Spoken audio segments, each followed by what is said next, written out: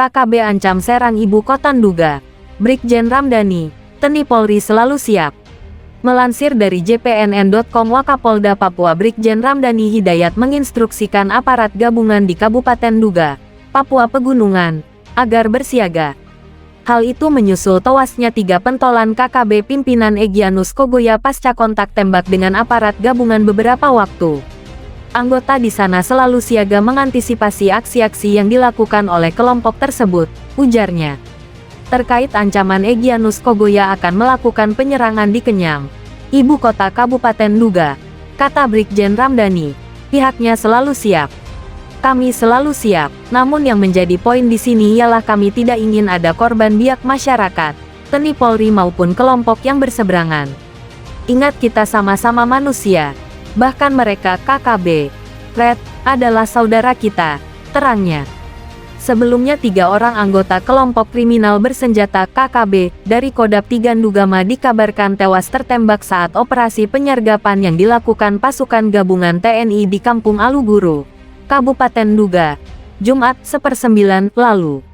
3 anggota TPNPB yang tertembak itu Berna Army Tabuni dan Yon Aluguru, Ganti Gwijangge. Sedangkan 1 lainnya belum teridentifikasi.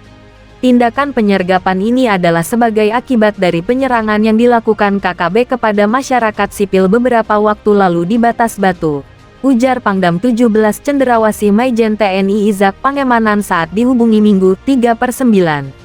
Dijelaskan bahwa operasi penyergapan ini dilakukan oleh tim gabungan yang terdiri dari Satgas Tim Taipur, Satgas Yonif MR 411, dan Satgas Elang yang dipimpin oleh Mayor In Kosmos. Operasi ini telah berlangsung selama beberapa minggu di kawasan Matoa, Kampung Alguru, Distrik Repkuri, Kabupaten Nduga, Provinsi Papua Pegunungan dan berakhir pada tanggal 1 September tahun 2023. Dalam operasi ini pasukan kita berhasil mengamankan sejumlah barang bukti, termasuk senjata, amunisi, peralatan serta dokumen yang mengindikasikan aktivitas TPNPB OPM. Juga tidak ada korban di pihak TNI, aku Pangdam. Sementara itu juru bicara Tentara Pembebasan Nasional Papua Barat TPNPB Organisasi Papua Merdeka OPM, Sebi Sambom dalam rilisnya pada Sabtu, 2/9 malam, menyatakan bahwa 2 anggota kelompok tersebut tewas ditembak TNI. Selain itu 1 anggota tidak diketahui nasibnya. Ketiga anggota TPNPB tersebut yaitu Ganti Gwijangge, Weraklok Bere dan Arik Heba Kogoya. Anggota yang tewas adalah TPNPB Kodam 3 Ndugama Darakma di bawah pimpinan Panglima Egyanus Kogoya, kata Sebi. Di dalam rilis ini pihak TPN juga memberi peringatan kepada masyarakat Nduga atas operasi tersebut, yakni melarang keras warga menumpang truk ke wilayah Batas Batu. Selain itu, penggali pendulang, Red, tak boleh berkeliaran. Kami sudah sampaikan bahwa TNI Polri, Bupati, PNS, ASN, adalah musuh target kami. Itu kami sudah umumkan dan hari ini kami tidak hitung masyarakat, tulis Sebi.